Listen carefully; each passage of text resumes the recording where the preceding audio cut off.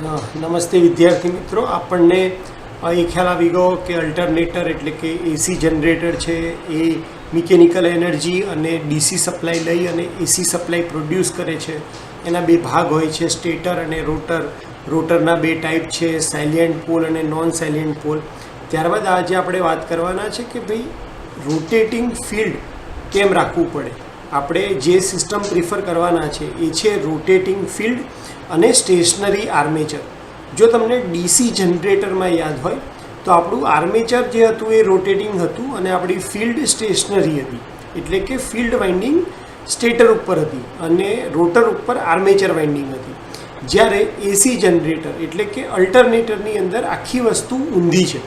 એનો મતલબ કે આપણે ફિલ્ડ વાઇન્ડિંગને રોટેટ કરીએ છીએ, એટલે કે રોટેટિંગ ફિલ્ડ છે અને આપણું જે આર્મેચર છે એ સ્ટેશનરી છે, એટલે સ્ટેટરમાં આર્મેચર અને રોટરમાં ફિલ્ડ છે. તો આવું કરવાના ફાયદા શું છે? તો આના ટોટલ 9 ફાયદા છે. સૌથી પહેલું કે ભાઈ એની સાઇઝ ઓછી થાય છે, એનાથી એની એફિશિયન્સી વધે છે, સેન્ટ્રીફ્યુગલ ફોર્સ ઓછા લાગે છે, ફિલ્ડ વાઇન્ડિંગને સરળ ઇન્સ્યુલેશન કરવામાં સરળતા રહે છે, વેન્ટિલેશન સારું મળે છે રોટર વાઇન્ડિંગને, સ્લીપરિંગની જરૂરિયાત ઓછી પડે છે, કન્સ્ટ્રક્શન સિમ્પલ છે, સ્પીડ એની વધારે છે અને સ્પાર્કિંગ એની અંદર ઓછું થાય છે. તો આ જે પોઈન્ટ્સ છે જે આપણે એક એક કરીને ડિસ્કસ કરવાના છે. સૌથી પહેલાં વાત કરીએ કે ભાઈ રોટેટિંગ વર્સિસ સ્ટેશનરી આર્મેચર. એટલે આર્મેચર વાઇન્ડિંગ રોટેટિંગ રાખવી હોય તો મારે એને ક્યાં રાખવું પડે? રોટર ઉપર. અને સ્ટેશનરી રાખવું હોય તો આર્મેચર વાઇન્ડિંગને ક્યાં રાખવું પડે? સ્ટેટર ઉપર. સેમ આપણે જે પણ વસ્તુને રોટેટ કરાવવી હોય તો એ આપણે રોટર ઉપર રાખવી પડે અને જેને પણ સ્ટેશનરી કરવી હોય એને સ્ટેટર ઉપર રાખવું પડે. એટલે જો ફિલ્ડ વાઇન્ડિંગને તમારે રોટેટિંગ કરવી હોય તો એને રોટર ઉપર મૂકશો અને સ્ટેશનરી કરવી હોય તો સ્ટેટર ઉપર મૂકશો. એવી જ રીતે આર્મેચર વાઇન્ડિંગને રોટેટિંગ કરવી હોય તો રોટર ઉપર અને સ્ટેશનરી કરવી હોય તો આપણે એને સ્ટેટર ઉપર મૂકશું. હવે બીજા ડિફરન્સની વાત કરીએ કે ભાઈ ઊંચા વોલ્ટેજ માટે ડિઝાઇન. તો જો રોટેટિંગ આર્મેચર તમારું હોય તો એની અંદર આપણે હાઈ વોલ્ટેજ પ્રોડ્યુસ કરી શકશું નહીં, કારણ કે રોટેટિંગ વસ્તુમાંથી તમારે વધારે વોલ્ટેજ લાવવા હોય તો એ પોસિબલ નથી. રોટેટિંગ ફિલ્ડની અંદર વધારે વોલ્ટેજ લાવવાનું શક્ય છે, કારણ કે તમે સ્લીપરિંગની મદદથી એને બહાર કાઢવાના છો. ત્યારબાદ વાત કરીએ ઊંચી પાવર રેટિંગ. તો રોટેટિંગ આર્મેચર હોય ત્યાં પાવર રેટિંગ વધારે પોસિબલ નથી, કારણ કે વોલ્ટેજ રેટિંગ જ વધારે નહીં મળે તો પાવર રેટિંગ વધારે મળવાની નથી. પણ જો તમે રોટેટિંગ ફિલ્ડ ટાઈપનું સિસ્ટમ રાખો તો એની અંદર પાવર રેટિંગ વધારે મળવું શક્ય છે. ત્યારબાદ સ્લીપરિંગ. તો જો રોટેટિંગ આર્મેચર હોય તો એની અંદર તમારે 2, 3 અને 4 ડિપેન્ડિંગ અપોન કે કઈ ટાઈપનું રોટર છે એ પ્રમાણે તમારે સ્લીપરિંગની જરૂર પડશે. પણ જો રોટેટિંગ ફિલ્ડ હોય તો તમારે ફક્ત 2 સ્લીપરિંગની જ જરૂર પડે છે. એપ્લિકેશનની વાત કરીએ તો રોટેટિંગ આર્મેચર જે હોય છે એ લેબમાં અથવા તો ડીસી જનરેટરમાં યુઝ થાય છે અને રોટેટિંગ ફિલ્ડ હોય એ પાવર સ્ટેશનમાં અને આપણે જે અલ્ટરનેટરની વાત કરીએ છીએ ત્યાં આપણે યુઝ કરીએ છીએ. હવે આપણે આ જે આપણું ફરતું ફિલ્ડ અને સ્ટેડી આર્મેચર છે એના જે ફાયદા છે એ ડિસ્કસ કરવાના છે ડિટેલમાં. તો સૌથી પહેલાં નાનું કદ, એટલે કે આર્મેચર ઉપર આપણી જે મેઇન પાવર છે એ ત્યાં આર્મેચર ઉપર જનરેટ થાય છે અને રોટર ઉપર જો તેને મૂકીએ તો એની જગ્યા વધારે જોઈએ અને એટલા માટે એને સ્ટેટર ઉપર મૂકવું સૌથી બેસ્ટ છે, જેનાથી એની સાઇઝ પણ ઘટી જાય છે. તો સ્ટેશનરી આર્મેચર જે છે એના લીધે તમને એનું કદ નાનું મળે છે. ત્યારબાદ સ્ટેટર ઉપર વાયરિંગ હોવાથી તે વધુ વોલ્ટેજ અને વધારે કરંટ માટે ડિઝાઇન કરી શકાય છે.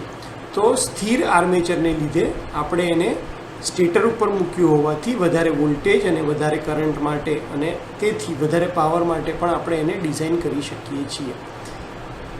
ન્યૂનતમ સેન્ટ્રીફ્યુગલ બળ આર્મેચર સ્ટેટર ઉપર હોવાથી જે સેન્ટ્રીફ્યુગલ ફોર્સ જે લાગે છે એનાથી આપણે આપણો જે પાવર છે એને બચાવી શકીએ છીએ. ફિલ્ડ વાઇન્ડિંગને ઇન્સ્યુલેટ કરવી સરળ પડે છે, કારણ કે ફિલ્ડ વાઇન્ડિંગ રોટર ઉપર છે અને એને ડીસી સપ્લાયની મદદથી આપણે એનર્જાઇઝ કરીએ છીએ, જેમાં કરંટની વેલ્યુ બહુ ઓછી હોવાથી તથા વોલ્ટેજની વેલ્યુ પણ લો હોવાથી એને ઇન્સ્યુલેટ કરવું બહુ જ ઇઝી છે. સારા વેન્ટિલેશનની શક્યતા. આર્મેચર સ્ટેશનરી હોવાને લીધે એને જે કુલિંગ કરવું છે એ બહુ ઇઝી થઈ જાય છે. માત્ર 2 સ્લિપ રિંગની જરૂર પડે છે. જ્યારે આપણે રોટેટિંગ ફિલ્ડ અને સ્ટેશનરી આર્મેચર વાપરીએ ત્યારે ફિલ્ડ વાઇન્ડિંગને જે સપ્લાય આપવાનો છે એ ડીસી છે અને એટલા માટે માત્ર 2 સ્લિપ રિંગની જરૂર પડે છે. સરળ બનાવટ.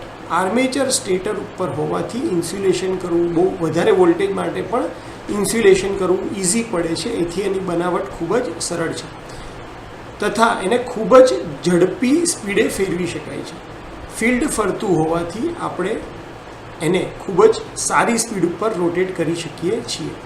સ્પાર્કિંગ ઘટાડી શકાય છે. રોટર પર ફિલ્ડ વાઇન્ડિંગ હોવાને કારણે ઓછા કરંટ હોવાને લીધે જે સ્પાર્કિંગ છે એ ઓછું છે. તો આવી રીતે તમે જે એડવાન્ટેજીસ છે કે ભાઈ ફરતું ફિલ્ડ એટલે કે રોટેટિંગ ફિલ્ડ અને સ્ટેશનરી આર્મેચરના ફાયદા કયા છે, આ સવાલ પૂછાય ત્યારે આપણે આ 9 પોઈન્ટ ઉપર ડિસ્કસ કરી શકીએ છીએ. લાસ્ટ આવે છે 2 ટાઈપના અલ્ટરનેટરની સરખામણી. એટલે કે એક ટાઈપનું અલ્ટરનેટર કે જેમાં આપણે રોટેટિંગ આર્મેચર લીધું છે અને બીજા ટાઈપનું અલ્ટરનેટર કે જેમાં આપણે રોટેટિંગ ફિલ્ડ લીધું છે. તો બંનેની અંદર આપણે કમ્પેરિઝન કરવી હોય તો આર્મેચર વાઇન્ડિંગ ક્યાં મૂકશું? તો આર્મેચર વાઇન્ડિંગ છે એ રોટેટિંગ આર્મેચરની અંદર રોટર ઉપર મુકાય અને રોટેટિંગ ફિલ્ડ છે એમાં આપણે એને સ્ટેટર ઉપર મૂકીએ છીએ. ફિલ્ડ વાઇન્ડિંગ છે એ રોટેટિંગ આર્મેચર વખતે આપણે એને સ્ટેડી કરવું પડે એટલે સ્ટેટર ઉપર મૂકવાનું છે અને રોટેટિંગ ફિલ્ડ કરવું હોય ત્યારે આપણે ફિલ્ડ વાઇન્ડિંગને રોટર ઉપર મૂકીએ છીએ. ઉચ્ચ વોલ્ટેજ માટે ડિઝાઇન એટલે વધારે વોલ્ટેજ જો આપણે પ્રોડ્યુસ કરવા હોય તો રોટેટિંગ આર્મેચરથી એ પોસિબલ નથી પણ રોટેટિંગ ફિલ્ડથી એ પોસિબલ છે. એવી જ રીતે ઉચ્ચ પાવર વધારે હાઈ વોલ્ટેજ અથવા હાઈ પાવર પ્રોડ્યુસ કરવો હોય તો રોટેટિંગ આર્મેચરથી એ પોસિબલ નથી પણ રોટેટિંગ ફિલ્ડથી એ પોસિબલ છે. સ્લિપ રિંગની સંખ્યા જો તમારે સિંગલ ફેઝ જનરેટ કરવો હોય તો રોટેટિંગ આર્મેચર અલ્ટરનેટરમાં 2, 3 ફેઝ ડેલ્ટા માટે 3 સ્લિપ રિંગ અને 3 ફેઝ સ્ટાર કનેક્શન માટે તમને 4 સ્લિપ રિંગની જરૂર પડે. જ્યારે રોટેટિંગ ફિલ્ડ અલ્ટરનેટરમાં કોઈ પણ સપ્લાય માટે તમને ફક્ત 2 જ સ્લિપ રિંગની જરૂર પડશે. ઉપયોગ ક્યાં થશે?